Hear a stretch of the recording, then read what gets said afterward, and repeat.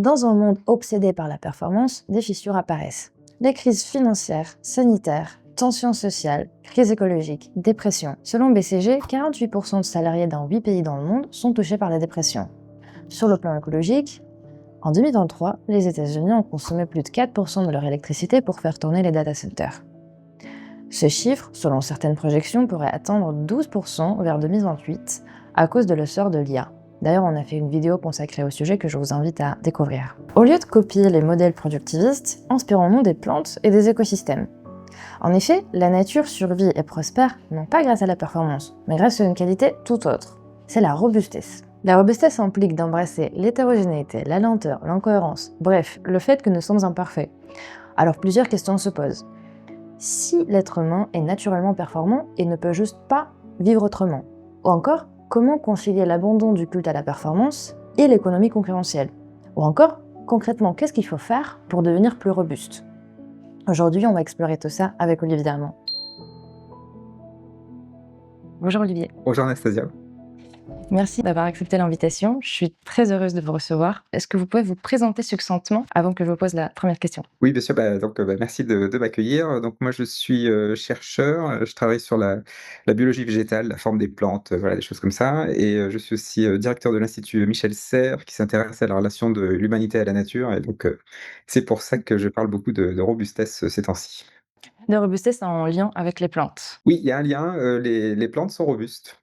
Typiquement, un arbre, par exemple, il est robuste parce qu'il est capable de vivre avec du vent, avec, la grêle, avec, la foudre, hein, même, hein. Enfin, je veux dire, il y a quand même des stress assez importants. Il est capable d'absorber tous ces chocs et aussi d'explorer. On voit les branches, les feuilles de s'adapter aux conditions d'environnement. Bah, tout ça, c'est de la robustesse. Est-ce que vous pouvez expliquer le concept de robustesse? Il faut peut-être en effet, que je le dise, bien et clairement. Donc, la robustesse, c'est enfin un système qui est robuste, c'est un système qui est stable et viable malgré les fluctuations. Mmh. Donc c'est, voilà, l'arbre dans le vent, il est stable et il est aussi, viable parce qu'il est capable de résister à des gelées hivernales ou des sécheresses estivales. Donc voilà, il est robuste dans tous les sens. Et donc si je vais le dire différemment, un système qui est robuste n'est pas seulement robuste pour lui-même, hein, il est aussi au service de la robustesse de son territoire, de sa communauté, quoi. Et donc c'est ça la robustesse, hein, ça doit dépasser, son individu, son collectif, quoi. Mmh. Et la performance, c'est un concept opposé. Alors c'est un peu autre chose, alors moi je les oppose parce qu'il y a vraiment un compromis entre les 2. Mmh. Mais la performance, c'est la somme de l'efficacité et de l'efficience. Efficacité, atteindre son objectif, Mmh. efficience avec le moins de moyens possible. Donc en fait, la performance, c'est une force de canalisation. Parce qu'en fait, si on est Mmh. très performant, on est très adapté et donc on est très peu adaptable. Alors que quand on est très robuste, on est très adaptable et donc en général peu adapté. Mmh. C'est pour ça que ça s'oppose, c'est dans ce champ-là que ça s'oppose. Si notre société actuelle était une plante, ce serait laquelle? Alors c'est ça.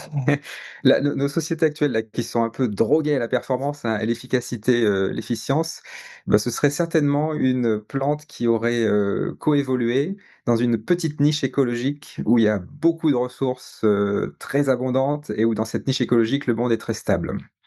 Donc, alors je ne sais pas quelle plante ça pourrait être exactement, mais voilà, faut imaginer aller dans la forêt amazonienne, dans un endroit, une espèce endémique toute petite là, qu'on trouve, peu ailleurs quoi, qui se trouve être dans un endroit où il y a une abondance de pétrole, hein. Ce serait nous, c'est l'abondance de pétrole et pour cette plante-là, ce serait, une excellente température, un sol, très riche, plein de très bonnes conditions qui font qu'elle se spécialise au cours d'évolution et qu'elle s'enferme dans une voie étroite et qu'elle est en train de créer sa propre impasse évolutive. Voilà, on ressemble à ça actuellement. OK. Oui, c'est mal parti, pour cette petite plante. Si, c'est ça. Pourquoi vous avez voulu faire le pont entre les plantes et la société humaine? Bah, c'est justement pour ça, c'est pas très modeste, hein, mais une fois qu'on a vu que notre modèle n'est pas viable et qu'il y a d'autres plantes sur Terre, c'est l'exception, hein, la petite plante qui se trouve dans une impasse évolutive. Il y a des plantes qui sont là depuis, des millions d'années, hein, les cycas, le ginkgo biloba, c'est vraiment des très vieilles plantes, hein. On peut penser aux fougères, aux mousses, voilà tout ça. C'est des plantes qui sont là depuis très, très, très longtemps et qui ont été capables de vivre avec des fluctuations énormes pendant, des millions d'années. Donc, moi c'est ça qui m'intéresse finalement. Si on prend, au sérieux ce que nous disent, les rapports scientifiques, d'un monde qui va devenir de plus en plus fluctuant, de plus en plus, turbulent, bah, c'est là que se trouvent, nos solutions et ce qui est incroyable, c'est qu'on va se focaliser sur, la performance, qui est l'exception dans le monde vivant et on oublie le reste qui est la robustesse et voilà, donc c'est un peu pour ça que je suis, sorti du laboratoire, parce qu'il me semblait que ce message-là, il fallait le faire passer. Vous avez évoqué plusieurs fois dans vos interventions, dans vos conférences, la question de savoir pourquoi nous, les humains, on veut toujours tout optimiser, toujours être performant. Si j'essaie de répondre avec mes mots, bah, grâce à la recherche de performance, on a gagné en espérance de vie, en confort, en temps libre. Pourquoi abandonner ce concept qui jusqu'ici nous a amenés, à des conditions plutôt agréables de vie? Ouais, alors c'est ça qu'il faut questionner à mon avis. C'est-à-dire qu'en fait, c'est pas la performance qui nous a apporté tout ça, c'est l'abondance de ressources. C'est qu'en fait, on est assis sur, plein de pétrole, plein de ressources pas chères et quand on est dans ce milieu-là, on va utiliser la performance et se mettre en compétition les uns avec les autres. Et donc on va épuiser les ressources. Mais il y a tellement de ressources qu'il y en a quand même un peu qui ruissellent et c'est ça qui Mmh. nous apporte, une durée de vie plus longue et cetera. En fait, si on regarde, l'histoire de l'innovation au XXe siècle, on a un peu ce dogme, hein, de dire que le XXe siècle, ça a été un siècle hyper innovant, on a inventé plein de choses. En fait, je vais prendre un exemple tout simple, hein, l'ordinateur, le code binaire, le numérique, l'IA, tout ça, c'est Mmh. créé entre 44 et 46 pendant le projet Manhattan quand on veut faire la bombe atomique, hein. Depuis 46, on peut considérer que les innovations dans ce monde-là sont incrémentales. C'est des petites innovations. Ça n'a pas été une explosion d'innovation. Donc en fait, c'est ce que je veux dire par là, c'est que le monde de l'abondance nous a donné un filet de sécurité qui nous a permis de vivre plus longtemps et cetera. Mais c'est pas la performance. La performance a plutôt réduit, ce potentiel-là. C'est qu'en fait, on a brûlé, ses capacités beaucoup trop vite. Mais l'idée de base est finalement, plutôt bonne. C'est qu'on a envie de rechercher plus de confort et plus de qualité de vie. Bah, si on prend, typiquement le progrès technologique, la révolution numérique et surtout l'intelligence artificielle, on a voulu in fine, travailler moins pour vivre mieux avec cette technologie. Pourquoi ça a dérivé vers la recherche de plus de performance? À mon avis, c'est parce que le verre était dans le fruit, dès le départ, hein, en fait. En fait, on a jamais vraiment quitté, enfin, depuis un siècle, 2 siècles, hein, enfin, en gros, depuis qu'on a trouvé le charbon, peut-être la Renaissance, hein, quand on a trouvé les nouveaux territoires, voilà, quand on a commencé à tout coloniser, hein, bah, c'est peut-être là qu'on a vraiment commencé à accélérer dans ce monde, un peu délirant de la performance et l'IA, voilà, typiquement, c'est un outil qui pourrait être au service de la robustesse, hein. C'est vraiment juste une question de choix. C'est par exemple, l'IA, ça peut être de la robustesse quand on est exposé à des contenus qu'on n'attend pas. Donc ça, c'est la sérendipité, le hasard heureux. Ça nous donne d'autres idées, ça nous permet de nous ouvrir l'esprit. Ça, c'est une partie robuste. Ça, voilà, très bien, hein, il y a aucun problème. Le problème principal, c'est qu'on n'utilise pas du tout l'IA pour ça. On utilise l'IA pour, résumer des textes plus vite, pour éviter de passer par un artiste pour faire une peinture, tout de suite, pour faire un logo tout de suite. Donc en fait, c'est de la performance, c'est juste de la performance, étroite, qui nous appauvrit. On rencontre plus personne, on est devant un écran et voilà. Justement, je suis, complètement d'accord avec ça et ce qui m'interroge, c'est pourquoi on dérive, vers ça? Pourquoi oui, qu'est-ce qui fait c'est peut-être, si je reformule, peut-être que c'est dans notre nature, finalement, d'être performant. C'est quelque chose, vers quoi on veut naturellement aller? Alors c'est pas alors c'est à la fois alors je vais faire je vais prendre ma casquette de biologiste là ou ma blouse de biologiste, c'est c'est pas déterminé. C'est-à-dire que l'humain n'est pas condamné à la performance. Il n'est pas condamné à la compétition. En fait, sur les 315 000 ans d'Homo sapiens, l'essentiel de la vie d'Homo sapiens, c'est des moments de coopération. Mmh. C'est même la chasse sociale, hein, on peut considérer que c'est une performance la chasse sociale, mais c'est social. C'est que c'est des humains qui coopèrent pour chasser, hein. Oui. Donc en fait, et ça, c'est plutôt un moment de performance quand même, hein, mais juste la chasse. Le reste du temps, bah, les humains, ils dorment, ils s'entraident, ils éduquent leurs enfants, et même dans la longue histoire de l'humanité, c'est plutôt la coopération qui domine. Donc en fait, c'est une exception. Nous sommes dans une, anomalie temporelle depuis Mmh. quelques siècles, hein, dans cette dérive sectaire vers la performance. Et en fait, si je devais donner une cause, hein, alors c'est une des causes, hein, il y en a certainement plein d'autres, hein, l'écriture, les jeux de pouvoir et cetera. Il y en a plein d'autres, mais une cause biologique, c'est vraiment ce lien au milieu.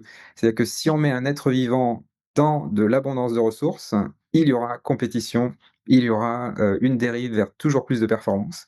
On met le même être vivant dans un milieu où il y a des pénuries chroniques de ressources, des instabilités, ce même être vivant va coopérer. Et d'ailleurs même nous, hein, on le vit, hein, l'exemple que je prends souvent, c'est, le fameux trajet en TGV, on va dire entre un Lyon-Paris. Mmh. Si tout se passe bien, donc si on est dans un monde stable, les gens sont derrière leur ordinateur, tout le monde bosse, hein, c'est un énorme bureau, hein, le TGV. Donc là, c'est en silo, C'est ça. compétition, performance. Bon, si le train, s'arrête à mi-parcours et qu'il y a pas trop de messages de la SNCF, bah, on commence à parler avec son voisin, on coopère, hein. Donc en fait, on est tout à fait bien câblé pour faire de la coopération. C'est pour ça qu'en fait le dérailler du monde de la performance, le seul truc qu'il faut faire sauter, c'est le blocage mental qu'on a en nous. On nous a un peu endoctrinés et on s'est nous-mêmes endoctrinés dans l'idée que la performance était nécessairement positive et qu'il y avait que ça qui pouvait nous sortir des crises. Alors qu'en fait, Mmh. c'est une construction, socio-culturelle. On peut très bien imaginer plein d'autres choses, juste pour peut-être donner un exemple, Mmh. la dette, par exemple, dont on parle beaucoup en ce moment, on veut Oui. rembourser la dette, hein, voilà et donc on va augmenter, on va faire sauter les jours de congé, enfin, il faut travailler plus et cetera, parce qu'il faut rembourser. Donc ça, c'est la Oui. course aux armements, hein, c'est la performance qui appelle plus de performance, qui épuise, qui va faire plus de crises, qui va demander plus de performance, enfin, c'est une boucle sans fin. Donc la dette, par exemple, il faut juste inverser son regard sur la dette. La dette, c'est d'abord une dépense évitée. Donc en fait, la dette, faut l'utiliser comme quelque chose de positif. En fait, quand on Mmh. investit dans quelque chose, si on investit dans l'agroécologie, si on investit dans le tout réparable, on va faire des dettes, mais ce sera des dépenses évitées. C'est pas des dépenses, reportées, des dépenses, décalées? Alors oui, on peut penser que c'est des dépenses décalées, mais qui vont se résoudre d'elles-mêmes, de façon systémique. Fait que c'est pas juste, on dépense maintenant pour que les Mmh. générations suivantes, la remboursent. En fait, ce qu'on fait, c'est qu'on dépense maintenant pour que les générations suivantes n'aient pas à faire de dettes. Parce que, bah, Mmh. voilà, un objet réparable, par exemple, c'est plus cher à construire, ça quoi, il y a plus de ressources et cetera, mais vu que c'est réparable, bah, il y a plus besoin de le fabriquer, ensuite. Donc OK. ça c'est robuste. Et donc la performance, d'après vous, c'est une source, en tout cas ça peut être une source des crises. Vous avez évoqué, dans vos interventions, la notion de polycrise. Est-ce que vous pouvez, expliquer un petit peu, ce que c'est? Et alors la polycrise, bah, c'est exactement ça, c'est le produit de la performance. Donc quand on est Mmh. très performant, on s'épuise et on épuise les autres, hein. Donc c'est le burn-out, c'est le produit de la performance. Et donc D'accord. l'épidémie de burn-out des humains, c'est le produit d'un monde qui est dans le culte de la performance. Et ce burn-out des humains, ce n'est que la partie émergée d'un épuisement, planétaire, parce qu'il y a un burn-out des écosystèmes. Les écosystèmes aussi sont épuisés par notre performance, hein. Les sols n'ont plus de matière organique, on est en train de désertifier les écosystèmes. Ça, c'est le produit de la performance. Mais la polycrise, ce que ça dit, c'est qu'à force d'épuiser tout le monde comme ça là, donc les humains comme les non-humains, et bah, du Oui. coup les crises se rapprochent. Donc avant, on avait une crise exceptionnelle, on avait une crise de 29 par exemple, voilà, puis après il fallait attendre quand même très longtemps pour qu'il y ait une nouvelle crise financière. Bah, maintenant c'est tout le temps, il y a ça craque de partout parce que la fréquence des crises, Mmh. augmente et donc ça c'est le monde fluctuant, c'est la polycrise et donc ça tout le monde est d'accord là-dessus, hein, le Forum économique mondial, la CIA, le GIEC, ça c'est on le voit très bien. Mais ça c'est le produit systémique d'un monde qui est, drivé par la performance, donc ça épuise tout le monde, du coup les crises se rapprochent et ça fait la polycrise. Donc c'est une accumulation des crises, différentes, climatiques, économiques, sociales. Exactement, c'est dans tous les champs et c'est vraiment parce que, à chaque fois qu'on a une crise, on y répond en augmentant les performances et donc on va Mmh. épuiser quelqu'un d'autre, quelque chose d'autre, qui va du coup s'épuiser et du coup va créer une nouvelle crise et donc c'est pour ça qu'on passe d'une crise économique à une crise sociale, d'une crise sociale à une crise écologique, d'une crise écologique à une crise Mmh. culturelle. Est-ce que, le moment de l'épidémie de Covid, on peut considérer que c'est une crise? Ouais, en fait, c'est la 1re crise, j'ai envie de dire, qui est, vraiment, totalement planétaire. C'est que la crise de 29, par exemple, ça a été une Mmh. crise planétaire, mais il y a quand même certains territoires qui ont pas été touchés par la crise de 29. La Mmh. crise Covid, le virus est vraiment parti partout, et on a été confinés la même année dans le monde entier. On a tous porté un masque. Ça, c'était quand même jamais arrivé dans toute l'histoire de l'humanité d'avoir un moment, de crise, comme ça, synchrone, quoi. Donc c'est la première, j'ai envie de dire, c'est presque la première crise synchrone et donc ça nous a fait toucher du doigt qu'on faisait partie de la même planète, finalement. C'est un virus qui nous dit ça, mais c'est un message quand même très important. Mais en effet, c'est une étape, très clairement. La réponse à cette crise, à la crise du Covid, est-ce que cette réponse a été apportée par le biais de la performance, à votre avis, ou c'était plutôt une réponse, venant de la robustesse? Ou un peu des 2? Il y a un petit peu des 2, mais il y a en effet, c'est ça qui est incroyable, par exemple en France, après la crise, 2008, dans financière, il y avait Éric Woerth qui allait sur tous les plateaux, télé pour dire qu'il fallait, optimiser, les services publics, donc augmenter les performances pour, répondre à la crise financière et notamment il disait qu'il faut réduire le nombre de lits dans les hôpitaux. Donc après la crise financière de 2008, on a fait une solution performante et du coup, bah, on n'a plus eu assez de lits, pour la crise, Covid, hein. C'est pas la seule raison, mais c'est une des raisons qui a aggravé la crise parce qu'avant on avait optimisé et bah, pour le Covid, c'est un tout petit peu la même chose. Pendant la crise Covid, on a fait le quoi qu'il en coûte. Donc finalement, on a ouvert les vannes, mais sauf que ça a créé, bah, notamment dans les 500 plus grandes fortunes les plus riches, une explosion de leur patrimoine, financier, hein. Enfin, en 10 ou 12 ans, les 500 plus grandes fortunes, sont passées de 8 du PIB à 40 du PIB national en France et c'est notamment pendant la période Covid que ça a explosé. Bah, ça, c'est une séquestration, hein, de la richesse nationale et donc c'est un problème. C'est un problème. Donc ça c'est de la performance. Toujours pareil, on canalise, hein, ça devient de plus en plus étroit et évidemment que ça devient de plus en plus fragile, hein. Enfin les gilets jaunes et compagnie quoi, enfin donc ce qui nous arrive maintenant. Et donc, vous expliquez que pour être robuste, ça veut dire accepter l'imperfection, la variabilité, la fluctuation. Est-ce que vous pouvez donner un exemple d'un système, naturel qui l'illustre parfaitement? Ouais, alors même plus que accepter l'imperfection, moi je dirais accueillir l'imperfection. Mmh. C'est qu'en fait, c'est pas quelque chose de négatif, c'est vraiment quelque chose qui est très positif. Alors il y a un exemple qui est tout simple, hein, c'est, les enfants. Les enfants qui ressemblent à leurs parents, mais qui sont quand même pas tout à fait comme leurs parents.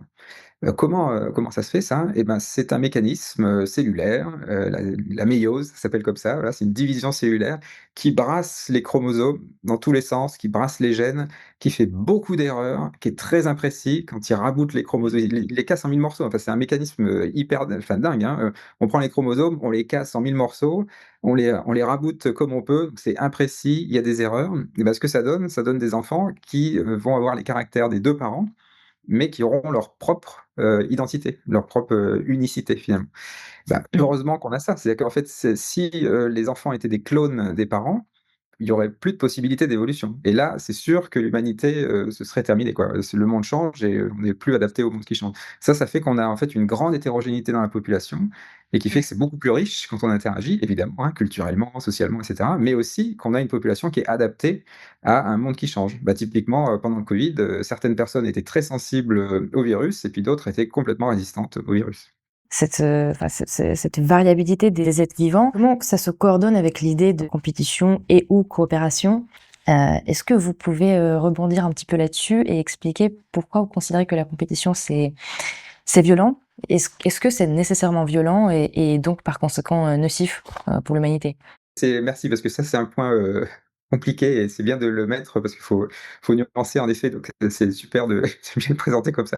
Alors pour moi, c'est sûr que quand on est dans la performance, on va stimuler la compétition. C'est qu'en fait, on est toujours plus ou moins performant, on est toujours plus ou moins efficace et efficient qu'un autre. Donc si on met le compas sur la performance, on met le compas sur la compétition et Mmh quand on est dans la compétition, ceux qui gagnent, ce sont toujours les plus violents. Et ça, mh. c'est toujours vrai, ça ne dépend pas du système, hein, l'exemple typique, c'est le sportif de compétition, il sera violent avec son corps. Donc ce lien performance qui appelle la compétition, qui appelle la violence, c'est toujours vrai. Mais là où il faut, nuancer en effet, c'est que c'est pas forcément négatif. C'est-à-dire qu'en fait, il y Mmh a des moments de violence qui sont utiles. Par mh. exemple, si on veut apprendre une nouvelle compétence, parfois, il faut se faire un tout petit peu violence, contre son corps, passer un peu de temps, pour voilà. Mmh mh. Donc c'est de la performance, c'est de la compétition un peu avec soi-même et on va apprendre quelque chose, on aura ajouté une corde à notre arc, ce sera très bien. Le problème, c'est pas tellement ça, le problème, c'est quand on le fait tout le temps. Donc c'est la culture de la performance continue, en permanence, bah, c'est une culture de la violence continue. C'est ça le problème, en fait. Et donc c'est une violence contre les femmes, contre les plus défavorisés et contre les écosystèmes. Et c'est ce problème-là, en fait. C'est pas tellement que la performance appelle la violence, le problème. Le problème, c'est devenu une culture, une dérive sectaire. ne questionne plus la performance, on pense que c'est toujours positif, alors qu'il y a cette composante violente qui est là, totalement intrinsèquement associée à la notion de performance. Est-ce que vous faites une distinction entre la compétition avec soi-même et la compétition avec les autres? Il y a une distinction, mais au fond, c'est la même chose. C'est-à-dire que c'est, Mmh. quand on fait de la compétition, il y a toujours, quelqu'un qui perd, hein. Et donc, par exemple, si notre corps va lutter contre un virus, et s'il gagne contre le virus, ben, alors le virus a perdu, mais on a aussi perdu, beaucoup d'énergie, du sucre, enfin voilà, des ressources, hein, donc on a aussi nous perdu. C'est qu'en fait, quand on gagne, souvent on gagne contre, hein, donc ça veut dire que c'est un peu une défaite, pour tout le monde, hein. Parce que nous aussi on a perdu, la guerre, hein, c'est typiquement ça, hein. La guerre, c'est toujours une défaite, hein, des 2 côtés, hein.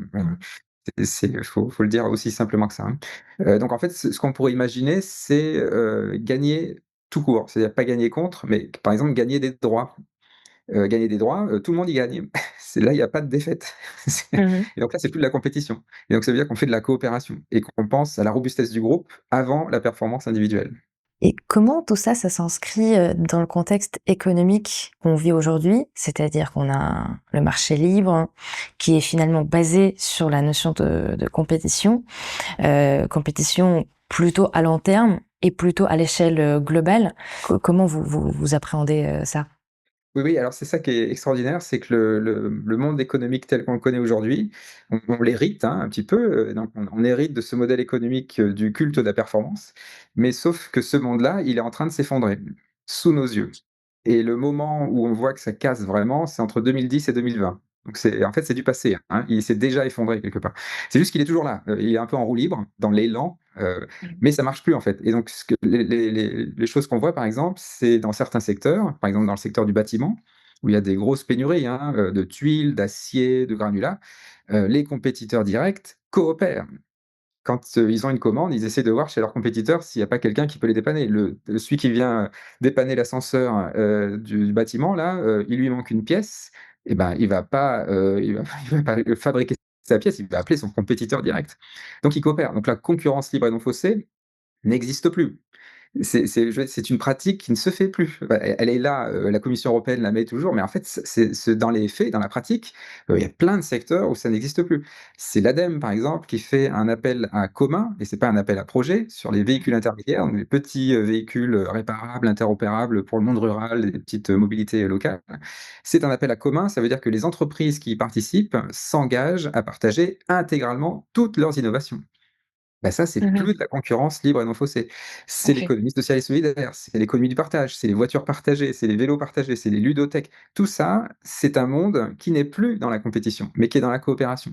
Et donc en fait, on peut presque considérer qu'on a sous nos yeux le nouveau modèle qui est là, alors qui est minoritaire, hein, faut le dire aussi, hein. C'est pour ça que c'est pas très visible. Ça va être, je sais pas moi, entre peut-être 1, 5, peut-être 10 de l'économie, grand max, quoi. Donc c'est vraiment, tout petit par rapport au modèle dominant, mais c'est celui qui monte. Et l'ancien modèle, est en train de dévisser pour des raisons physiques. L'exemple typique, c'est, Eric Schmidt, l'ancien patron de Google, hein, qui demande au Congrès américain, de construire, une centrale nucléaire de 10 gigawatts pour, nourrir, l'industrie de l'IA américaine en disant que c'est une question de souveraineté nationale. Et ben, on s donc 10 gigawatts, hein, c'est 10 centrales nucléaires, on sait très bien que les États-Unis ne vont pas construire 10 centrales nucléaires dans les 2-3 ans qui viennent. C'est physiquement impossible. Ils n'ont pas les ressources, pas les ingénieurs, enfin, c'est juste pas possible. Donc en fait, on arrive au mur là, on arrive au bout de ce monde-là, mais ce qui est très rassurant, c'est que l'autre monde est déjà là. Donc on est dans un cisaillement quoi, hein, voilà, on est en train de changer de monde, quoi. Si je rebondis encore un petit peu sur cette notion de compétition, au sens économique, là, ce que vous dites, la coopération entre les entreprises, est-ce que ça risque de produire des monopoles? Je mets ma casquette de juriste. Oui, oui, je comprends, je comprends. Alors la coopération, il va falloir l'entendre comme entre humains et non humains. C'est qu'une coopération, c'est pas seulement des humains qui coopèrent entre eux, ça va être aussi une coopération avec le territoire. Et donc la coopération ne peut pas être extraterritoriale. La coopération sera au sein d'un territoire. Donc ça veut dire que si on a des très grosses structures dans le monde qui vient, ce sera des structures modulaires. Donc des structures territoriales qui coopèrent avec leur territoire et qui sont interconnectées les unes avec les autres. Le concept de multinationale, n'a plus beaucoup de sens dans le monde de la robustesse, parce que c'est beaucoup trop fragile. Enfin, on peut toujours appeler ça une multinationale, hein, mais ce sera plutôt, des franchises, quoi. C'est que il y aura dans des territoires des unités indépendantes qui interagiront, beaucoup entre elles. Mais ça peut pas, enfin, le côté très pyramidal, une seule entreprise avec un chef qui contrôle tout de façon très standardisée dans le monde entier, c'est juste pas possible parce que les conditions territoriales sont tellement différentes dans les territoires, les contextes, les contraintes, écologiques et cetera feront que ce sera pas possible d'avoir la même chose partout. Ce qui est très joyeux d'ailleurs, hein, c'est-à-dire qu'on va retourner vers une forme d'hétérogénéité. Là, actuellement, on est dans un monde extrêmement, monopolistique. Enfin, il y a quelques très grandes marques que tout le monde connaît partout. Quand on va aux États-Unis, c'est hallucinant, hein, enfin, c'est les mêmes McDonald's, les mêmes Burger King, les mêmes, Denny's et tout ça, enfin, c'est les mêmes restaurants, c'est Taco Bell, enfin, je c'est que des grandes marques et on a l'impression d'avoir une grande diversité. En fait, non, c'est de la côte est à la côte ouest, c'est une monoculture. Mmh. Il y a ja et c'est le pays qui est contre le monopole, mais c'est le pays où il y a le plus de monopoles, hein. Même des monopoles, pour l'électricité, pour le gaz dans les États, hein. Enfin, donc c'est plutôt le monde de la performance qui crée des monopoles. Le monde de la robustesse demande de l'hétérogénéité pour être robuste. Donc ça peut pas aller vers du monopole. C'est, par construction, sinon c'est trop fragile, quoi. Vous êtes pour l'Union européenne? Ah oui, carrément, oui, oui. Moi, je trouve d'ailleurs, j'adore le slogan de l'Union européenne, c'est, «Unité dans la diversité». Donc c'est presque une définition de la robustesse. C'est qu'en fait, ce qui fait le sens commun, c'est d'accueillir la diversité. Et le concept de libre-échange, ça c'est quelque chose qui irait finalement un petit peu, à l'encontre, de cette agriculture, locale, de cette préoccupation, de chacun de son propre territoire. Ouais, alors Et il faut bien définir ce que c'est que la liberté, c'est ça le truc en fait. C'est mmh, qu'aujourd'hui, le libre-échange, c'est une liberté, donc la liberté, hein, elle s'arrête là où commence celle d'autrui. Donc la définition de la liberté est négative, on met des limites. mmh, Sauf qu'aujourd'hui, la liberté, elle est définie seulement par des humains. Alors il faut rajouter à la définition de la liberté, autrui, c'est qui autrui? En fait, c'est pas juste les autres humains, c'est les générations futures et c'est les non-humains. Et donc notre liberté, elle est contrainte par les générations futures, enfin par les autres humains, par les générations futures et par le milieu naturel.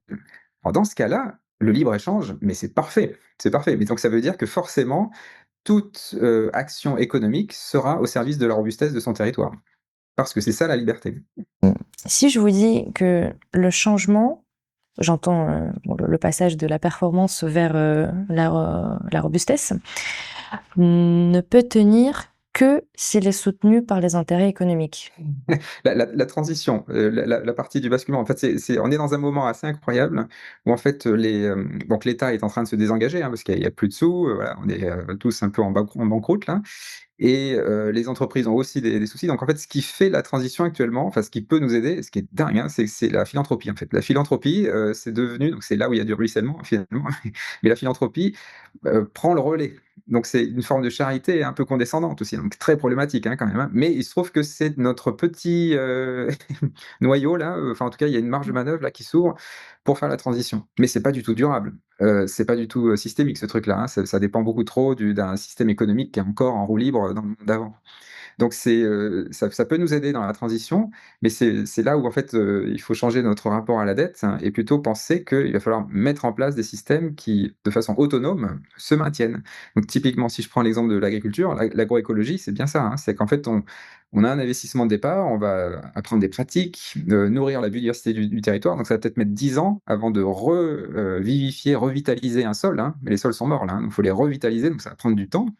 Mais une fois qu'on a remis de la matière organique dans les sols, remis de la biodiversité, ces sols n'ont plus besoin d'engrais, n'ont plus besoin de pesticides. Il y a des arbres donc qui sont protégés des intempéries, ils maintiennent leur hygrométrie, il y a plus besoin de faire d'irrigation. Donc en fait, il y a plus besoin de payer pour tous ces services après. Mais par contre, dans la période de transition, bah, c'est là où, il va falloir trouver des moyens, d'aider à cette transition. Donc ça peut être la philanthropie, ça peut être, le milieu associatif, ça devrait être l'État, hein, enfin l'État devrait être en première ligne, hein, là-dessus, hein. C'est un investissement national pour, bah, faire des dépenses évitées, ouais, toujours pareil, hein, pour aller, activer cette dette, mais de façon positive, quoi. En effet, je voulais vous poser une question, de savoir qui devrait piloter la transition. Heu, Est-ce que ça devrait être davantage une initiative de la population, des initiatives locales, enfin l'action du peuple, quoi, ou est-ce que ça devrait plutôt venir du haut, c'est-à-dire de nos gouverneurs, des chefs d'entreprise, enfin des personnes qui ont du pouvoir finalement? Mmh. Alors c'est difficile. Il y a un peu les 2, j'ai envie de dire. Si ça vient que de l'État, que d'en haut, bon, vu que l'État, c'est plutôt des personnes qui sont au centre du système, qui ont été formées, il y a assez longtemps, donc qui sont un peu comme ça les anciens logiciels, hein, qui sont un peu dans du Thatcher, flamboyant, bon, actuellement, on voit bien que ça marche pas, hein, bon, mais par contre, à l'inverse, un État failli, ça ne marche pas non plus. Si c'est que le peuple qui prend les décisions, ça ne marchera pas. Donc en fait, il faut trouver un juste milieu. Bah, c'est un peu comme le pompier, il s'entraîne, tout ça. Là, c'est plutôt de la robustesse, c'est collégial, il s'entraîne en équipe, donc là, ce serait plutôt le peuple, hein. Et puis le pompier qui va au feu, ah bah, là, il est dans le pouvoir, hein, il est dans le là, c'est de la performance à fond, pendant les 20 minutes où il est au feu, il fait de la performance. Donc là, c'est le meneur, qui tranche, quoi. Et bah, c'est un peu cet équilibre-là qu'il faut trouver. Donc aujourd'hui, on est plutôt dans un monde où il y a beaucoup de meneurs, beaucoup de dictateurs et puis très peu de conventions citoyennes. Pour faire la transition, les conventions citoyennes vont être très utiles et donc ça va certainement être de plus en plus présent à l'avenir. Il y en aura de plus en plus, mais on aura toujours besoin du meneur, ou de la meneuse, hein, évidemment, hein, enfin des personnes qui sont capables de trancher et aussi de désinhiber des collectifs, finalement. C'est surtout ça le rôle, quoi. C'est que si un décideur un peu haut placé, a une vision et en parle de matin, midi et soir, alors ça va désinhiber son collectif et là, il va vraiment se passer des choses intéressantes. Mmh. Est-ce que vous avez des exemples en tête des personnalités qui sont actuellement dans la politique ou peut-être des exemples parmi des chefs d'entreprise, des personnes qui sont capables, à votre avis, de mener cette transition? Alors, alors dans le monde de politique actuel, c'est très difficile, hein, d'identifier des personnes comme ça parce que là, surtout qu'il y a des jeux de partis là qui sont assez incroyables, hein. C'est là, actuellement, on est dans le monde de l'intelligence collective, négative. C'est que ce que dit le parti est moins intéressant que ce que disent les individus dans le parti. Donc en fait, ça nivelle par le bas, hein, et donc là, c'est très difficile, dans le monde, on va dire les députés, le gouvernement là, c'est quand même difficile d'identifier des personnes qui pourraient, nous intéresser.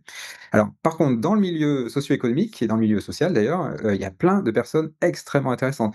Par exemple, je prends l'exemple de Sophie Binet, par exemple, syndicat, CGT, c'est là qu'on voit l'évolution, la montée en compétences quand même. C'est que la CGT il y a 30 ans, c'était pas ça, hein. Mmh. Aujourd'hui, c'est incroyable. Elle a un discours extrêmement, elle a une analyse très fine de la situation, elle fait des propositions, enfin c'est du solide. Dans le monde de l'entrepreneuriat, ça explose, hein, des entrepreneurs, souvent des jeunes entrepreneurs, enfin il y en a des plus anciens aussi, mais quand même souvent c'est une jeune génération, qui rentre là et qui a bien compris le monde fluctuant et qui développe, des super projets, hyper intéressants. Je prends l'exemple de See You Sun, par exemple. See You Sun, c'est une petite boîte, à Rennes. Ils installent des panneaux solaires, donc ça jusque-là, rien d'extraordinaire. Mais ce qui est très intéressant, c'est que quand ils installent les panneaux solaires, ils récupèrent l'eau de pluie, ça nourrit la biodiversité, du coup ils disent: «Bah, vous produisez de l'électricité, donc pourquoi vous ne partageriez pas cette, électricité avec vos voisins?» Donc voilà, ça devient une, centrale, collective, du coup ça fait du lien social, du coup ça fait un collectif de citoyens qui est capable de répondre à des crises, de s'échanger des services. En fait, le panneau solaire, c'est l'excuse pour faire de la robustesse territoriale. Bah, ça, c'est des entrepreneurs qui ont tout compris au monde qui vient. Mais donc il y en a de plus en plus, hein, comme ça et ça, c'est très joyeux, hein, franchement et donc c'est plutôt là que se trouvent, nos solutions, quoi. Mmh. Et si on prend quelques contre-exemples, les gens qui nous plutôt vers le mur? Alors, bah, c'est assez simple, hein, on les voit bien, hein, ils sont le truc, c'est qu'ils sont très visibles, donc moi, je les appelle les mal barrés, donc les mâles, voilà, c'est souvent des hommes, hein, quand même, et ils sont, dans un égocentrisme démesuré. Vous savez, c'est ce qu'on dit souvent, hein, la performance, c'est le jeu JE et la robustesse, c'est le jeu JEU. C'est qu'on fait ça à plusieurs, quoi. Donc dès qu'on est dans l'égocentrisme, si on dit «je» tout le temps, bon, bah, ça, on voit très bien. Donc là, c'est toute la collection, hein, les Trump, les Poutine, Erdogan, Netanyahou, voilà, tout ça là, ça c'est la collection qui est très visible. Mais en France, hein, on a Retailleau, Laurent Wauquiez, enfin tous ceux qui sont, à l'extrême droite, hein, faut le dire, hein, ils sont pas à droite, ils sont à l'extrême droite. Et bah, ça, c'est une dérive sectaire, égocentrique. Le monde de la robustesse, c'est écocentrique. On parle du milieu d'abord, hein, on considère, l'aspect systémique, des choses et donc c'est assez facile, oui, de les identifier. En fait, l'intérêt, c'est qu'ils se ringardisent tout seuls, hein, quand même. Dans leur posture, vu qu'ils ont pas compris le monde dans lequel on était, bah, c'est comme, Elon Musk qui fait Docteur Folamour en Eurovision, quoi, hein, qui tend le bras, comme s'il était un rassemblement de Hitler, quoi. Il s'en rend pas compte, vraiment, mais c'est normal parce que, il a pas compris le monde dans lequel on était. Mmh. Puisque vous parlez de Elon Musk, que je vous ai entendu dire que, l'idée d'Elon Musk d'aller sur Mars, c'est une idée suicidaire, puisque c'est une planète morte. Comment vous appréhendez la recherche dans le domaine spatial, la volonté de trouver de nouvelles espèces, de nouvelles planètes pour s'y installer éventuellement? Si admettons qu'on n'arrive pas à gérer, la performance sur Terre, les guerres, la pénurie, tout ce qui nous entoure, c'est pas trop mal d'avoir un plan B pour partir. Oui, alors Qu'en pensez-vous? oui, oui, bien sûr. Alors, je suis pas en train de dire qu'il faut arrêter la recherche, hein. Je suis chercheur moi-même, donc ça serait un peu contre-intuitif quand même. Mais par contre, il y a certaines recherches qui n'ont plus aucun sens et donc, aller, chercher, à s'installer sur Mars, à coloniser Mars, hein, le mot qui est employé, c'est coloniser, qui est quand même un mot très chargé quand même. Ça n'a aucun sens. C'est une très mauvaise question scientifique. Donc, trouver une réponse à une très mauvaise question, c'est du temps perdu, hein. Donc ça, Mmh. pour moi, ça n'a aucun sens et donc si, j'étais au ministère de la Recherche, je suspendrais tous les financements pour ce projet-là. Ça n'a absolument aucun sens. Par contre, les mêmes chercheurs qui ont le même cerveau peuvent se poser des tas d'autres questions très intéressantes. Alors par exemple, les nouveaux mondes, il y en a plein partout, sur terre, hein, dans les océans, dans les sols. Il y a plein d'endroits qu'on ne connaît pas, hein, on connaît pas toute la biodiversité. Donc déjà rien que là, il y a un monde extraordinaire à aller explorer et si on va dans l'espace, il y a plein de choses qu'on peut faire avec toutes les données qu'on a déjà depuis je vais pas dire des centaines d'années, mais des dizaines d'années. On a des masses de données qu'on peut déjà analyser et on peut se poser d'autres questions. Alors c'est pas pour et ça peut être de la recherche fondamentale, pure et dure. On peut aussi, aller explorer Mars pour comprendre comment Mars, fonctionne mais certainement pas pour s'installer sur Mars ou pour exploiter les ressources de Mars. Ça n'a vraiment aucun sens. Ça et pour une raison, alors même si Mmh. on oublie, hein, le côté planète morte, hein, mais le pour une raison toute bête, c'est qu'on ne peut pas faire, aujourd'hui sur Terre, de l'agriculture circulaire. C'est que dans un tout petit espace, faire pousser des plantes avec de l'eau, un sol et puis des tomates ou des pommes de terre, qui poussent comme ça là et ça tournerait tout seul. On sait pas faire sur Terre. C'est que l'atmosphère et c'est trop petit et donc ça dérive. On peut pas le maintenir dans la durée ça. L'agriculture sur Terre, ça marche parce qu'il y a une énorme atmosphère et il y a un énorme océan. Ce sont nos 2 grands, tampons planétaires. C'est pour ça que ça marche l'agriculture sur Terre, hein, faut pas l'oublier quoi. Et donc si on est dans un tout petit, dans une toute petite serre, toute fermée hermétique, ça marche pas et en tout cas, c'est très fragile quoi. Il faudrait vraiment tout contrôler, donc évidemment qu'il y a toujours un truc qui, là, c'est un scénario de science-fiction, mais ça marche pas quoi. Donc c'est vraiment pas du tout viable. Donc c'est même pas la peine de chercher à le faire, quoi. Peut-être que dans 500 ans, je sais pas, peut-être qu'un jour, on sera capable de faire de l'agriculture circulaire. Je pense pas, hein. Honnêtement, vu la complexité, d'une plante et cetera, c'est tout un écosystème, quoi. Donc dans un tout petit volume comme ça, je vois pas comment ce serait possible. Donc moi, je pense qu'on perd du temps là. En fait, on perd du temps de cerveau, disponible. Ces gens qui sont très intelligents, qui sont brillants, il faut qu'ils se posent la question, est-ce que leur question a du sens? Ça devrait être la première question à se poser, quoi. On maîtrise pas suffisamment la Terre, selon vous, pour aller, au-delà? Ouais, mais alors même je dirais, genre presque j'ai envie de dire, accueillir le fait qu'on ne maîtrise pas, en fait. C'est que vu qu'on est dans un monde très fluctuant, bah, plutôt que de lutter contre les fluctuations, vaut mieux apprendre à vivre avec. Donc par exemple, si on vit dans des endroits où il va y avoir une montée des eaux, ben, peut-être que c'est pas la peine de construire des digues, il faudrait peut-être mieux construire des habitats amphibies, qui se font inonder de temps en temps et puis on vit avec, quoi. Il y a plein de façons de faire en plus, hein, on a des protocoles. Donc c'est juste un exemple, mais vivre avec les fluctuations, c'est un peu l'esprit jazz, quoi. On fait de l'impro Quand on fait de l'impro jazz, on vit avec les fluctuations et c'est joyeux parce que c'est ça qui va nous stimuler, qui va nous donner des idées, quoi. Donc c'est plus désirable à mon avis. Vous parlez souvent du fait que décarboner l'écologie, c'est pas ça ce qu'il faut faire. Il faut plutôt la recarboner. Qu'est-ce que vous entendez par là? Ouais, alors en fait, quand on dit, décarboner, l'économie, en fait, il y a vraiment un truc incroyable qui est très, contradictoire. Parce qu'il faut bien réaliser que le carbone, c'est l'atome magique de la vie. Donc décarboner l'économie, c'est comme dire que, il faudrait que l'économie ne soit pas liée au vivant. Donc il y a pas d'humain dans cette économie-là, hein. Donc c'est une économie pour des machines. Et donc ça n'a absolument aucun sens. Donc en fait, c'est pas décarboner, le bon verbe, c'est décombustionner l'économie. Il faut arrêter de Mmh. brûler du carbone. Donc c'est l'inverse en fait. Donc c'est, arrêter de brûler du bois, du charbon, du pétrole, des biocarburants. Parce que ça émet du CO2, Oui. crise climatique et ça réduit la matière organique dans les sols. Enfin voilà, tout ça, c'est en effet très négatif. Donc, mais par contre, recarboner l'économie, alors c'est quoi ça? Et ben, c'est recarboner l'économie, ça veut dire remplacer le pétrole et les métaux par des molécules, des textures, des objets qui sont biosourcés, biodégradables et compostables. Donc, c'est ce qu'on pourrait appeler la bioéconomie circulaire. Donc c'est des Oui. objets, quand on produit des objets, ils doivent nourrir les écosystèmes. Et donc là, il y a un enjeu de recherche énorme. On n'est pas prêt pour tout, hein, donc c'est normal qu'on passe par la case, pétrole, métaux, quoi, hein. C'est voilà, Mmh. c'est une transition, c'est une anomalie. C'est pas du tout durable. Donc là aussi, là, les chercheurs qui veulent aller, sur Mars et cetera, bah, qu'ils utilisent leur cerveau pour développer des matériaux recarbonés. Là, on en a vraiment besoin et ça c'est, très pertinent. Il y a plein de choses à trouver. On peut vraiment remplacer, hein, les pouvoirs magiques du pétrole et les pouvoirs magiques des métaux par des textures végétales, de champignons, de bactéries, hein. On sait déjà le faire pour plein de choses, hein. Donc voilà, c'est là où il y a un champ, énorme, quoi. En termes d'innovation, c'est énorme ce champ-là. Mmh. Ça, c'est plus, on va dire à la charge des grosses industries.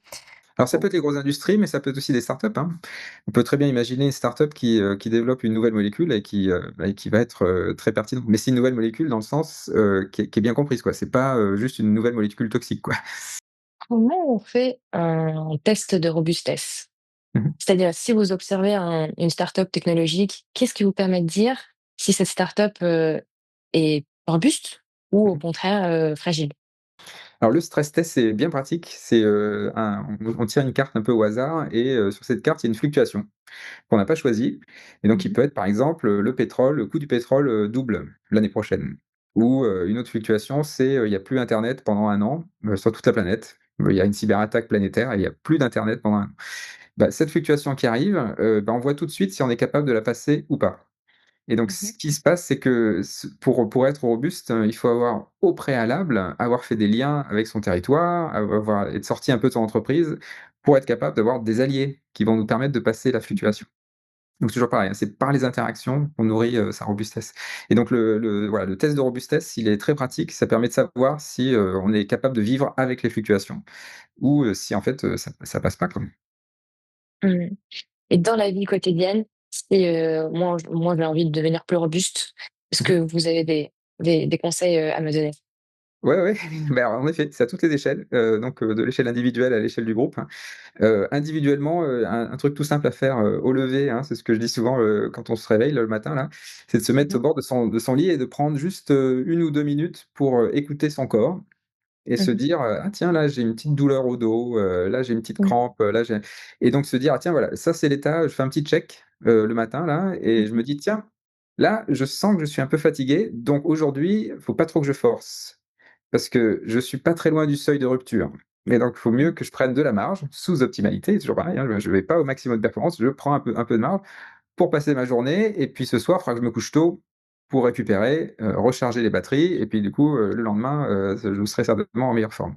Si on fait pas ce travail-là, les matins, on se lève, on court et puis on oublie son corps et puis un jour on fait, un arrêt cardiaque, une rupture, enfin voilà, c'est un tout bête, hein, mais c'est, un moment d'écoute pour, s'écouter soi-même. Et puis le 2e conseil, c'est de ne pas tomber dans l'addiction. Alors c'est facile à dire. Mais en gros, dans un monde de la performance, on va beaucoup, soutenir les experts. Quand on a une expertise, on va être très valorisé parce qu'on est très adapté, très spécialisé, très optimisé, ça brille, on va très, très loin et du coup, tout le monde nous dit: «Ah mais c'est extraordinaire ce que tu fais». Et alors c'est là où il faut se faire violence un petit peu quelque part, en tout cas avoir un regard, interrogatif sur soi-même et se dire: «Si je suis un expert, ça veut dire que je perds des compétences ailleurs». C'est Mmh. l'adage zen, hein, celui qui a atteint son objectif a manqué tous les autres. Et Mmh. donc le conseil personnel, c'est de se dire: «Bah, si je commence à avoir une activité qui domine dans ma vie, eh ben, Mmh. il faut plutôt penser à, diversifier ses activités, quoi. Essayer de voir, est-ce que je vais peut-être passer un peu plus de temps à cuisiner, des plats, par exemple, voilà, si mon activité professionnelle prend beaucoup de pas, je vais passer un peu plus de temps à faire la cuisine, écouter plus de musique, aller, dans les musées, écouter des concerts, aller à l'opéra, enfin, s'ouvrir, quoi, voilà et ça veut dire que ça, en fait, là, on se protège, hein. Alors on s'enrichit, hein, évidemment, mais aussi on se protège. C'est que sinon, on va tomber dans l'addiction au travail, par exemple et le jour où ça Mmh. se passe pas mal enfin, ça se passe pas bien au travail, parce qu'il y a un collègue, toxique, parce qu'il y a une crise financière ou je sais pas quoi, ben, notre monde s'est réduit à seulement, ce champ-là et là, c'est la dépression. Donc ça, c'est la Mmh. performance qui pousse à l'addiction, qui pousse à la dépression et donc la robustesse personnelle, c'est de maintenir cette diversité. En fait, on est des êtres sociaux, on est des êtres pluriels et c'est ça qu'il faut embrasser finalement, hein. C'est cette diversité, qu'on a en nous. Mais je pense que c'est pas du tout simple, pour beaucoup de gens qui est dans la vraie vie ce que vous êtes en train de dire. Parfois on peut vouloir être polyvalent et consacrer notre temps à autre chose que le travail, mais on a peur. Bon et merci de souligner cette difficulté parce qu'en effet, c'est problématique. Alors, il y a peut-être une façon de le dire un petit peu plus, soft, de dire que c'est OK d'avoir une part d'expertise. Mmh. Donc c'est juste ça, c'est de dire: «Bah, oui, alors j'ai une expertise dans ce domaine-là, mais Mmh j'en mh. fais pas le cristal de ma vie». C'est que je ne suis pas réduit à cette expertise. J'ai aussi d'autres facettes et ça, c'est quand même, nettement plus joyeux pour soi et pour les autres, hein. En fait, on a cette idée que, bah, finalement, c'est très rassurant. On a cette expertise, mais on n'est pas réduit à cette expertise. On fait aussi d'autres choses. Mmh. Mmh. Mais je comprends la difficulté, hein, surtout aujourd'hui, hein et surtout, j'ai presque envie de dire, c'est presque plus dur quand on est jeune parce que quand on est jeune, en général, quand on démarre dans la vie professionnelle, bah, c'est là qu'il faut faire un peu ses preuves et donc on va Oui. plutôt nous demander d'être expert et donc là, on va consacrer beaucoup de temps à faire cette expertise. Alors c'est nécessaire, hein, quelque part. C'est là où c'est un peu violent, c'est que peut-être qu'on va faire, hein, des heures supplémentaires et cetera pour y arriver, mais il faut bien comprendre que c'est transitoire. Donc à minima, faut se donner une date de péremption à cette période-là, quoi. Se dire: «Bon là, OK, je passe quelques années à acquérir une expertise et donc je vais être un tout petit peu monomaniaque pendant quelque temps, mais je me donne une date de fin à cette période-là». C'est une anomalie. Plutôt considérer ça comme une anomalie et pas considérer ça comme la norme. Parce que ça devient, là, c'est carrément toxique, hein, faut vraiment qu'il y ait une date de fin à cette période-là, quoi. Par contre, on peut devenir addict pendant cette période. Mmh. Mmh. J'avais une question, concernant les conseils que vous pourriez donner à des jeunes justement, surtout, jeunes qui démarrent, leur carrière. Donc je pense que vous avez déjà un petit peu répondu, mais si vous avez des choses à rajouter, Bah, moi, j'ai envie de dire qu'il faut que l'angoisse, change de camp, en fait. Parce que la jeunesse actuellement, elle est alors je veux pas trop généraliser parce que c'est les jeunesses, hein, il y a vraiment tout un spectre, évidemment de profils, mais il y a quand même une éco-anxiété, qui augmente, une épidémie de dépression qui augmente, donc il y a quand même un sérieux sujet sur la jeunesse, actuelle. Ben voilà, j'ai envie de dire qu'il faut que l'angoisse change de camp et une façon de changer de camp comme ça, là, pour l'angoisse, c'est de réaliser que le basculement n'est pas quelque chose qui vient en 2050, en 2070 ou je sais pas quoi, il a déjà eu lieu et comme je Mmh. disais, c'est entre 2010 et 2020, hein. C'est vraiment la décennie où on voit tous les paramètres qui commencent à changer enfin ça commence à monter en échelle quoi, hein, le monde robuste et donc une fois qu'on a compris que le monde avait déjà basculé, alors ceux qui doivent être angoissés, c'est ceux qui sont encore dans l'ancien monde. Et donc, il n'y a pas de raison d'être éco-anxieux si on Mmh. embrasse le monde de la robustesse. Parce qu'en fait, on met déjà des billes dans ce monde-là. On commence à accueillir cette diversité, cette pluralité, cette sécurité aussi, hein. La robustesse, c'est de la sécurité, c'est de la sérénité finalement. C'est le jazz, hein, c'est ce que je disais quoi, c'est quand même nettement plus joyeux. Donc si on met le pied là-dedans, eh ben, on diminue son éco-anxiété, mais par contre, on fait vraiment angoisser les autres, hein, qui sont, les Trump, les Poutine et tout ça, qui sont encore dans l'ancien monde qui en fait ont pas compris que leur monde est mort en fait et c'est un peu ça que j'ai envie de dire, aux jeunes, c'est, allez-y quoi, c'est le moment ou jamais, c'est ouais, on est dans un moment incroyable où le monde est en train de changer complètement et c'est déjà avancé. Donc il y a plus qu'à voilà, à l'accueillir. mmh. Et si on revient un petit peu, au sujet de la coopération, dans la vie sociale, en entreprise ou dans des contextes plus, personnels, je trouve que la coopération est plutôt présente. On parle souvent de l'esprit d'équipe, des objectifs communs. Pourquoi vous considérez que nous sommes, en manque de coopération? Ou alors de quelle coopération vous parlez exactement? Alors c'est tout à fait vrai, il y a beaucoup de coopération et en fait ça monte, c'est ça qui est dingue. Mais elle n'est pas valorisée. C'est qu'en fait le culte de la performance, le dogme de la performance nécessairement positive va plutôt la diminuer. Donc on veut pas la voir. Elle est là, elle augmente, mais on veut pas la voir parce qu'on va plutôt, mettre en avant la compétitivité. On va mettre en Mmh. avant les premiers de la classe, on va mettre des labels, de performance, des indicateurs de performance, des KPI. Tout ça, c'est pour nous faire croire que la coopération n'existe pas et qu'on est dans un monde en guerre où ce sont les plus, performants, les plus violents qui gagnent toujours. Alors, en effet, dans notre vie de tous les jours, sinon ce serait insupportable, hein, si on était en guerre permanente, ce serait vraiment insupportable. Et en fait, il y a beaucoup de moments de coopération.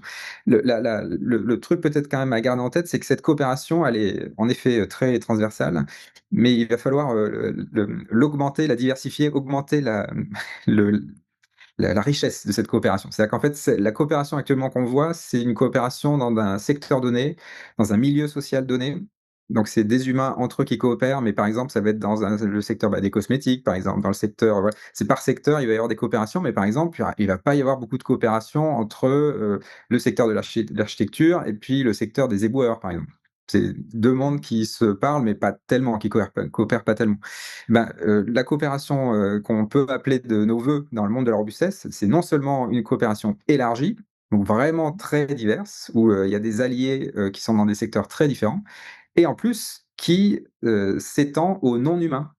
Donc c'est une coopération, qui s'étend à la biodiversité cultivée ou la biodiversité tout court, de son, territoire. Donc ça veut dire que, par exemple, si on est une entreprise, on va pas seulement coopérer entre collaborateurs de l'entreprise, on va coopérer aussi avec les gens qui sont dans le coin, donc la municipalité du coin, l'association du coin, et cetera. Mais on va aussi coopérer avec la biodiversité du territoire. C'est que c'est pas juste, protéger le crapaud endémique, qui est sur le foncier de l'entreprise. C'est vraiment, les plantes qui sont sur le foncier vont aider à dépolluer les solvants des machines de l'entreprise. Les plantes qui sont sur le toit vont isoler, contre, voilà l'eau, la température et cetera. Donc c'est vraiment faire des liens fonctionnels, culturels avec, les humains et les non humains du territoire. C'est donc une coopération beaucoup plus large que celle que l'on comprend aujourd'hui. Donc il faut vraiment inclure la coopération entre l'humain et la nature. Est-ce que vous avez un ou quelques exemples, d'une structure qui fonctionnerait, de cette manière? Je pense qu'il y en a pas beaucoup, je suis même pas sûre qu'il y en a. Qu'on cite, beaucoup dans le milieu écolo, mais qui est, le problème, c'est qu'il y en a en effet, il y en a pas beaucoup, hein, mais il y en a une qui est assez, impressionnante, c'est Pocheco. Donc c'est une petite boîte qui fait des enveloppes, vers, Lille et donc son patron, Emmanuel Druon, il fait ça depuis 25 ans. Donc c'est une coopération, étendue, c'est-à-dire qu'il y a une coopération entre les personnes de l'entreprise, hein, qui font des enveloppes, mais ils ont aussi des coopérations avec les pompiers du coin, donc qui récupèrent les essaims d'abeilles sauvages et les essaims d'abeilles sauvages, vont polliniser leurs vergers. Donc la biodiversité va du coup les vergers, ça nourrit les employés. Il y a toute une connexion comme ça. Mais ils ont aussi l'exemple que je citais là, des plantes sur le foncier qui dépolluent les effluents des machines. Ça c'est chez Pocheco par exemple. Donc en fait, il y a vraiment une coopération étendue et ils sont 80. Ils font des enveloppes à Lille. Le marché de l'enveloppe, ça baisse de 6 par an. Donc c'est un marché en effondrement et ils sont toujours là en 2025. Donc ils ont prouvé leur robustesse. C'est une entreprise qui aurait dû disparaître depuis 30 ans, hein, évidemment. Le fait qu'ils soient encore là, ça démontre que ce système robuste est robuste et c'est grâce à une coopération étendue. C'est super intéressant. En effet. On a évoqué, les difficultés, qu'on peut rencontrer, lors de la transition de la performance vers le monde, robuste. Et le sujet que je voulais évoquer avec vous, c'est, la différence, entre les sociétés, les pays, différences historiques, culturelles. Est-ce qu'on peut dire qu'il y a des sociétés, des pays qui sont plus à l'aise avec cette transition que d'autres? Il y a un paradoxe, incroyable, c'est que les pays du Sud, pour le dire un petit peu trop globalement, hein, il y a des hétérogénéités, mais beaucoup de pays du Sud, heu, ont comme visée d'aller vers la performance des pays du Nord, donc de copier, voilà, les innovations technologiques du Nord et cetera, donc d'aller vers le monde de la performance, alors qu'en général, ils sont en avance sur le monde robuste. Typiquement, l'agroécologie, ça vient d'Amérique du Sud, hein. Enfin la réactivation de l'agroécologie, c'est l'Amérique du Sud, c'est Altieri dans les années 80. Le tout réparable, les Africains font du tout réparable depuis très longtemps. La réutilisation, du réemploi, c'est vraiment dans la culture. Même dans les philosophies, l'ubuntu africain, «je suis parce que nous sommes», c'est une Mmh. philosophie de la robustesse. Le Swaraj indien, qui est plutôt l'émancipation, ça c'est de la robustesse aussi. Le tangping chinois, les jeunes étudiants là qui restent allongés pour pas aller travailler, c'est aussi une forme de robustesse. Ils luttent contre ce culte de la performance monomaniaque, quoi. Et ben, c'est des pays du Sud qui ont des cultures très plurielles et qui sont en fait en avance sur le monde de la robustesse et qui quelque part, nous, les pays du Nord, on est encore en train de vendre, ce modèle, performant, ultra performant, toxique. Et donc là, il y a un paradoxe ultime, c'est que nous, les pays du Nord, on est en train de s'inspirer des cultures robustes du Sud et nous, les pays du Nord, on vend la culture de la performance aux pays du Sud. Donc il y a un croisement, qui est, complètement, contraire. Enfin, c'est le là, on est contre le sens de l'histoire, hein, très clairement. Donc en fait, il y a des pays qui, à mon avis, seront, mieux armés pour ou mieux équipés, je devrais dire, pour, aller dans le monde de la robustesse. Un exemple typique, c'est, l'Algérie, par exemple.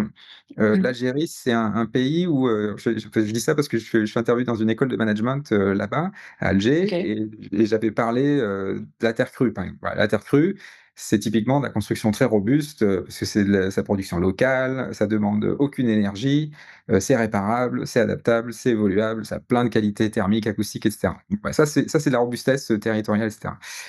Quand j'interviens à Alger, tous les étudiants connaissaient une personne de leur famille qui était capable de construire des objets en terre crue. Une canalisation dans le désert algérien en terre crue. Ils savent faire. Enfin, il y a quelqu'un dans leur famille qui sait faire. Si je fais le même topo, à HEC à Paris, je sais très bien qu'il y a aucun étudiant qui connaît quelqu'un dans sa famille qui est capable de faire quelque chose en terre crue. Donc nous, on a Mmh. perdu cette compétence. Il va falloir Mmh. qu'on réapprenne. Là-bas, ils sont à une poignée de main de quelqu'un qui a toutes ces compétences. Alors c'est pas Mmh. pour dire que la robustesse, c'est le retour en arrière, hein, on va hybrider. Bah, typiquement pour la terre crue, c'est par exemple l'association, La Voûte Nubienne qui promeut la construction en terre crue, mais avec des forums numériques. Donc on peut très c'est une spirale quoi, hein, c'est pas un retour en arrière, hein. On va hybrider certaines nouvelles technologies avec des anciennes technologies. C'est ça la richesse de la robustesse, hein, finalement. C'est on hybride, hein, on mélange, on diversifie. Et donc il y a certains pays qui sont certainement, plus en avance dans le monde de la robustesse, d'un certain point de vue et puis nous, il va falloir qu'on se réveille un peu, quoi. C'est effectivement, c'est pas le retour en arrière, mais un petit peu quand même. Ah oui et on va réactiver des traditions plus anciennes. Le tout réparable, par exemple, la bouteille consignée, par exemple. Là, aujourd'hui, on revoit, des bouteilles consignées. Il y a le vigneron Ohé, par exemple, il fait des bouteilles, consignées, mais on en voit de plus en plus, hein, dans les Biocoop, il y a des jus de fruits, voilà, en bouteilles consignées et Mmh. cetera. Ça c'est, c'est un retour en arrière, hein, quelque part. Mais enfin, on a compris que, oui, alors c'était de faire des petits emballages, fragiles, jetables. Économiquement, ça avait du sens, hein, c'était de la performance financière, sauf que Mmh. l'accumulation des déchets, c'est évidemment voilà, des problèmes écologiques, mais aussi des problèmes économiques. C'est-à-dire qu'on ne fidélise plus les clients si on fait plus de la consigne. Alors que quand on fait de la consigne, on fait de la robustesse économique. Parce qu'on fidélise ses clients, parce qu'ils vont revenir, ils vont retourner leur bouteille, et cetera. Donc en fait, c'est incroyable comment on s'est fait endoctriner par l'idée que la performance était positive. En fait, tout nous montre que ça marche pas, en fait, hein, ça épuise, quoi. Y compris économiquement, hein, c'est pragmatique, quoi, la robustesse. Je vous écoute et j'ai l'impression que pour qu'on y arrive, pour qu'on embrasse cette transition, il faut un vrai shift, psychologique. On ne peut plus vraiment être, dans l'objectif de gagner plus d'argent, voilà, de gagner plus. C'est vraiment un changement de paradigme, au niveau de chacun. Est-ce que vous y croyez vraiment? Ouais, j'ai presque envie de dire que c'est inéluctable. C'est qu'on va basculer de gagner plus à vivre mieux. Vivre mieux, c'est quand même, beaucoup plus désirable que gagner plus, hein. En fait, en général, quand on dit qu'on veut gagner plus, c'est qu'on pense que c'est le meilleur moyen pour vivre mieux. Bah non, il faut juste directement aller à la case «vivre mieux», sans passer par la case «gagner plus». C'est très épuisant de vouloir gagner plus pour vivre mieux, c'est très laborieux. Non, il faut juste vivre mieux. Typiquement si,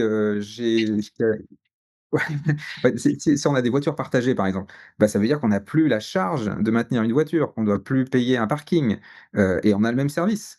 On vit mieux et en plus on a des voitures qui fonctionnent, et qui sont, maintenues et cetera, et il y a moins de voitures sur la route, donc il y a moins d'embouteillages, on vit mieux. Ouais, bah, ça c'est de la robustesse mais je comprends, hein, le blocage, vous avez tout à fait raison, le blocage, il est mental.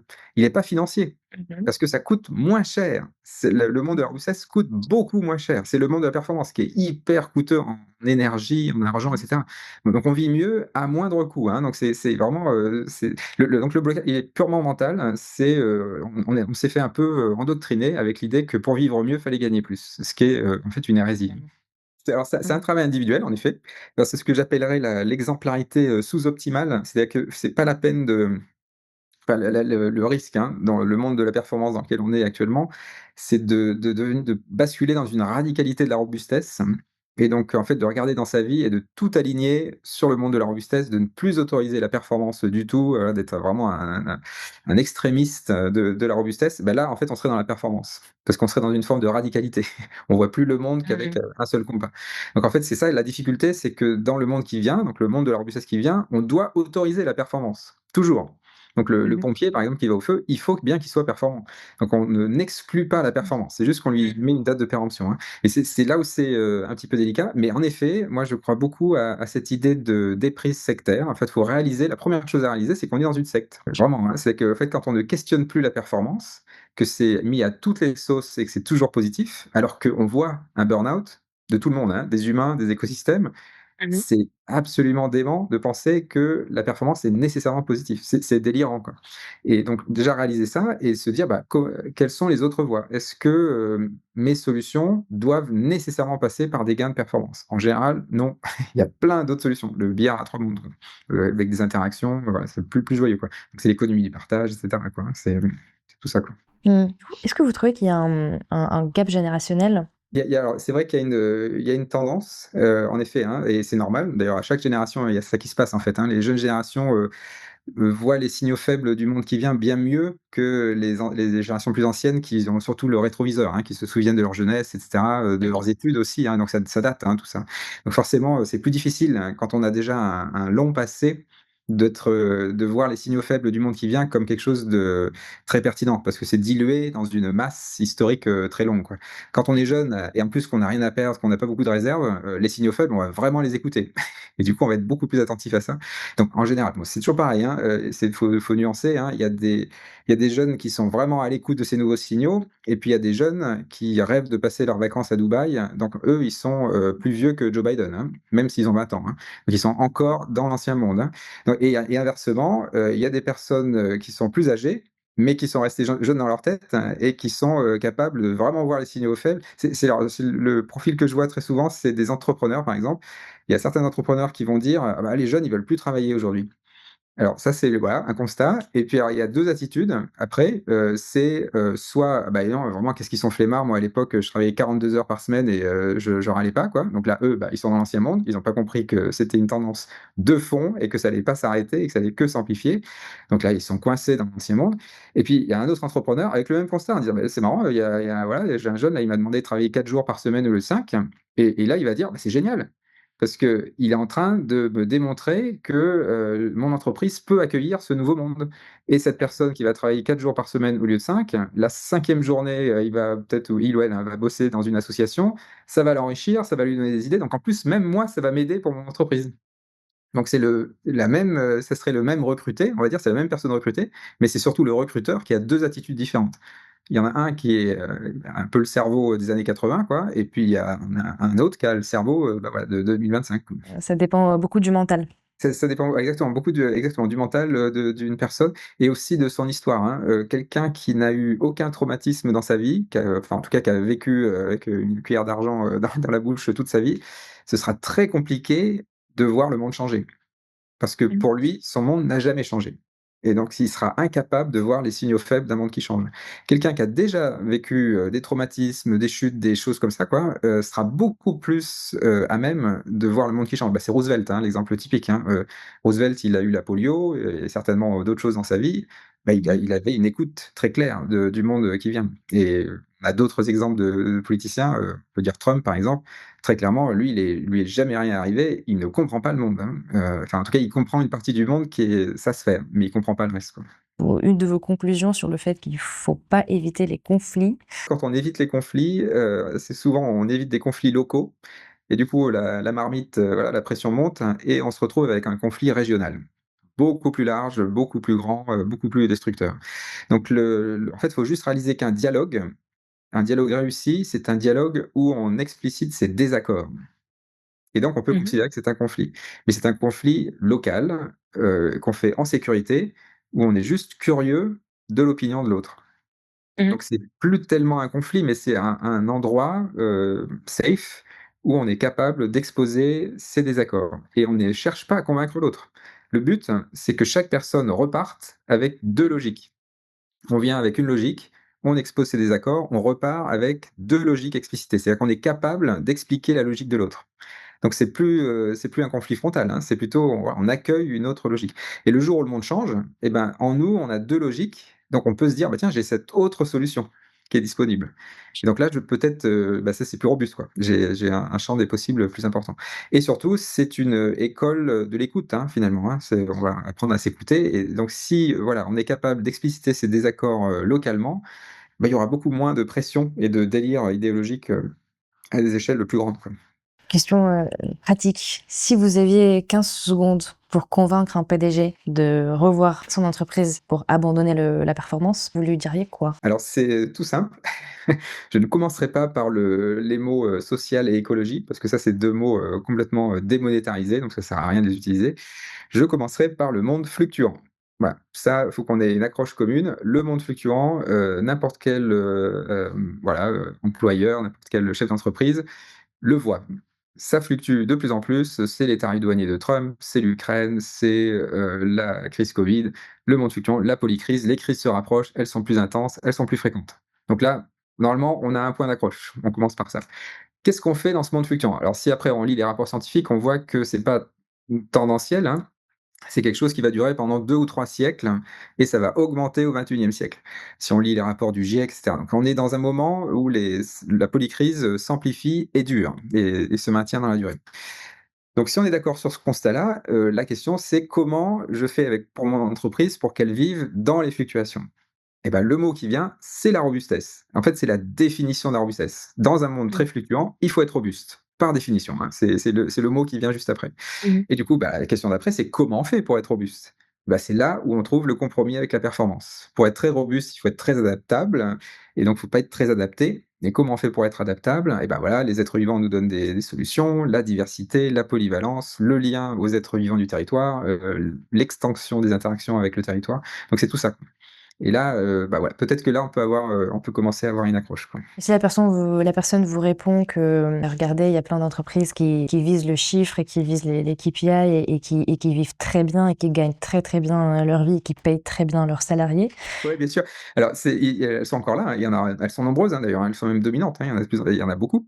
Bah, il faut juste réaliser qu'il y en a aussi beaucoup comme ça, là, qui sont en train de dévisser très vite. C'est Evergrande, c'est Boeing, c'est, Stellantis, donc c'est des très grandes entreprises qui, en effet, sont dans l'ultra performance, dans l'ultra optimisation et qui sont hyper fragiles. Parce que Mmh. leur, chaîne, de logistique et cetera est hyper optimisée. Bah, c'est par exemple Porsche et Audi, ont subi une inondation dans leur usine de Slovénie. En Slovénie, cette usine fabriquait une petite pièce qui était nécessaire à des modèles de Audi et Porsche. Ben, pendant 1 an, Audi et Porsche n'a pas pu produire ces voitures. Donc ça, c'est l'exemple typique de la suroptimisation qui fragilise.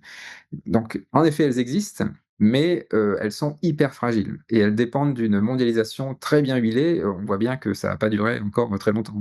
Déjà, on peut plus voler au-dessus de la Russie. La Chine risque d'envahir Taïwan, dans 1 mois, par exemple. Donc, enfin, on se rend bien compte que on n'est plus dans ce monde-là, quoi. Donc, enfin, on y est encore, hein. Je veux dire, c'est pour ça qu'elles font encore du chiffre et cetera. Mais on vit les derniers jours, hein, de ce monde-là. Voilà, on sort un petit peu du monde d'entreprise et les tendances d'aujourd'hui de pas manger de la viande, donc de pas prendre l'avion, vous en pensez quoi? Ça peut jouer. En fait, mais c'est toujours pareil, il faut pas en faire une forme de radicalité.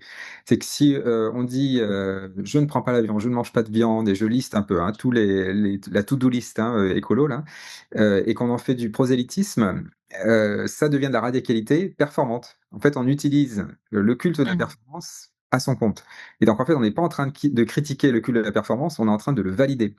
Donc c'est pour ça que j'aime bien parler d'exemplarité sous-optimale. C'est dire, bah oui, en effet, si on prend plus l'avion, bah, c'est bien de le dire de temps en temps, mais il faut peut-être pas en faire un motto et puis peut-être s'autoriser une fois de temps en temps à prendre l'avion, quoi. Voilà, c'est pas la radicalité extrême, quoi.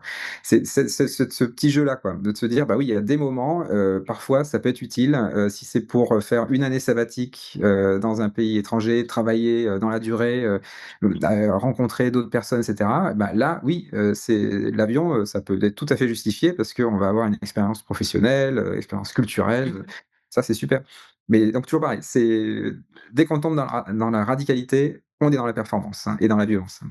D'accord, même dans les mouvements qui sont vraiment intrinsèquement, positifs pour Exactement, l'environnement. et c'est ça qui est fou et c'est là où il y a du travail à faire. C'est un peu ce que dit Laurent Marceau, par exemple, quand il dit que le mouvement des oasis, par exemple, hein, qui sont un peu des collectifs, de voilà, de personnes qui vont, essayer de localement, développer des initiatives très positives, hein, du bio, de l'agroécologie, tout ça, enfin donc des choses très, très chouettes, mais qui peuvent tomber dans le piège de se dire: «Bah, nous, on a raison et les autres ont tort». Et donc l'oasis est en train de créer un désert, quoi. C'est le contraire de ce qu'ils veulent faire, en fait. Donc c'est parce que c'est trop radical, quoi. Donc l'oasis, positif, c'est l'oasis qui est capable, de dialoguer avec son territoire et d'apprendre aussi de ce qui se passe dans son territoire, pas juste, coloniser le territoire, quoi. Imaginez 3 réformes à mettre en place pour, changer de paradigme. Ça serait quoi comme réforme? Alors la première, c'est assez marrant, j'ai jamais vraiment mais il y a des choses quand même qui me paraîtraient, évidents. La 1re, c'est, pour le il y a des secteurs qui sont, très avancés dans le culte de la performance, destructrice et donc c'est ces secteurs-là qu'il faut cibler en premier. Le premier pour moi, c'est l'agriculture. Donc là Mmh. actuellement, on perd des agriculteurs, tous les jours, hein. Il y a un suicide par jour, hein, quand même. Et les parcelles, s'agrandissent parce que ça libère des parcelles. Les plus gros achètent les parcelles, des voisins. La SAFER finalement, ne se préoccupe pas, hein, celle qui, vend, enfin qui répartit les parcelles ne se préoccupe pas de comment ce sera cultivé ou pas, hein, donc voilà. Donc en gros, les parcelles deviennent de plus en plus grandes. Les paysans qui ont des parcelles plus grandes sont condamnés à l'agro-industrie, à Mmh. l'agrochimie, parce que c'est trop grand pour être géré. Donc c'est un cycle infernal et du coup, ils partent en burn-out et ils font des suicides à la fin. Enfin, c'est vraiment un truc, incroyable, hein, c'est une spirale infernale. Donc si j'étais en charge, si j'étais au ministère de l'Agriculture, par exemple, je dirais que quand un paysan, meurt, quand il libère sa parcelle, quand, il vend sa parcelle, l'État l'achète, la Mmh. fragmente et la revend à des petits paysans qui font de l'agroécologie locale. Ça parce en fait, il y a plein de jeunes, hein, notamment, qui veulent faire de l'agriculture, mais qui n'ont pas accès au foncier. Donc il y a une Mmh. association, hein, qui fait ça, Terre de Liens, mais il faudrait que ce soit l'État qui, catalyse ça, quoi. Donc ça, ce serait première chose à faire et ça, c'est une question de souveraineté nationale, de santé, enfin ça tique vraiment de aménagement du territoire, ça tique vraiment énormément de cases, hein, ça, hein. Mmh. Et donc du coup, on développerait l'agroforesterie et cetera, quoi. Enfin, ce serait, donc là, on aurait vraiment un super levier. La deuxième chose, à mon avis, qui serait très importante, c'est de faire une convention citoyenne sur la santé. Actuellement, les hôpitaux sont à peu près tous en état de burn-out, avancé. Il y a de moins en moins de soignants, il y a de moins en moins de personnes qui veulent être soignants. Il y a des déserts médicaux, qui se développent partout, donc on a un vrai sérieux problème de santé. Actuellement, les hôpitaux, ils sont dans un état de pic Covid, hein, alors qu'il y a pas d'épidémie, hein. Donc Mmh. si un jour il y a une épidémie, là on est vraiment, le plan blanc, il n'existe plus, quoi, hein. On est actuellement en plan blanc, grosso modo. Donc ça veut dire convention citoyenne sur l'hôpital. Alors et du coup, dans cette convention citoyenne, on ne fait pas parler que les médecins, il va falloir que les autres citoyens viennent. C'est une vraie convention citoyenne avec, voilà 150 citoyens tirés au sort, hein. Il n'y a pas que des médecins qui réfléchissent à faire l'hôpital. Et donc ça veut dire que le futur, de la santé, ça va être quelque chose qui va venir, qui sera comme ça émergent, mais où l'hôpital ne sera plus la pierre angulaire, du milieu médical. Ce sera plutôt les maisons de santé locales dans les territoires, qui sont des maisons de santé où il y a, de la médecine, de l'équipement low-tech qui est réparable par les citoyens du coin, où les Mmh. citoyens du coin peuvent donner des soins de base. Donc il y a une partie dans le mois, on passe une journée par mois, à aider, voilà, ce centre. Ça, ce serait voilà. Et puis le troisième chantier, ce serait l'éducation. Le monde de l'éducation nationale actuellement là, bah, on voit bien là aussi un burn-out généralisé, hein, des profs, des élèves, des parents d'élèves, hein, donc c'est voilà et on est dans une violence là qui, s'enflamme, hein, dans les 3 là, les 3 pôles. Donc, réinventer tout ça et de se dire: «Ben, il faut qu'on diversifie nos modèles éducatifs». Actuellement, le modèle éducatif dominant, c'est le modèle, de la compétition. où on va surtout célébrer le premier de la classe, donc celui qui a écrasé tous les autres, hein. Donc ça, ce modèle de la compétition, il convient à, je sais pas moi, 10-20 des élèves, hein, et donc il y en a 80 qui souffrent à l'école. Donc c'est pas tenable, quoi. Donc voilà, diversifier les modèles éducatifs et donc notamment des modèles où le professeur ne vient pas avec des réponses, mais il vient avec des questions. Et ce sont les élèves qui collégialement vont chercher les réponses. Donc ça, c'est les classes inversées, les pédagogies actives, l'école du dehors, l'école Strömberg en Finlande, les écoles Freinet, Montessori, enfin il y a toute une collection, hein, de solutions. Ben ça, il faut que ce Mmh. soit porté au Il y a niveau des des uns, exemples? quoi. Ouais, voilà, et là, ce sera un troisième chantier à mon avis et qui est urgent, hein, parce que dans le monde qui vient, c'est super d'avoir des panneaux solaires et tout ça, hein, mais il faut surtout avoir des coopérateurs et donc des gens qui savent coopérer, donc qui ont été éduqués à la coopération. Donc l'éducation, ça sera crucial. Mmh. Et le progrès technologique, l'IA, on en fait quoi? On le bannit? Non, non, non, alors l'IA, de toute façon, elle est là pour rester, hein. C'est comme le numérique, hein, les deux vont rester, mais par contre, ouais, faut les mettre à la bonne sauce, quoi. Fait que les meilleures IA, ce sont les IA les moins performantes parce qu'elles obligent une hybridation avec les humains. Mmh. Quand les IA sont très performantes, alors elles sont aliénantes. On ne fait plus que suivre l'IA sans se questionner sur la pertinence du message qu'elle nous donne. Il y a un article qui est paru, fin août là, le titre, hein, c'est, un article scientifique, hein. Le titre c'est, «Bullshit Machines». Parce que Mmh. les IA sont indifférentes à la vérité. Elles, disent jamais: «Je ne sais pas». Elles disent toujours quelque chose et donc ça, c'est très problématique. C'est donc l'IA, c'est très bien, mais il faut vraiment que ce soit pas trop performant pour que les humains, passent derrière, quoi. Voilà. Là, ce sera intéressant. Merci infiniment, Olivier. C'est vraiment passionnant. Merci surtout pour votre engagement, pour tout ce que vous faites. Je suis avec un énorme intérêt. Bonne continuation et puis, j'espère à bientôt.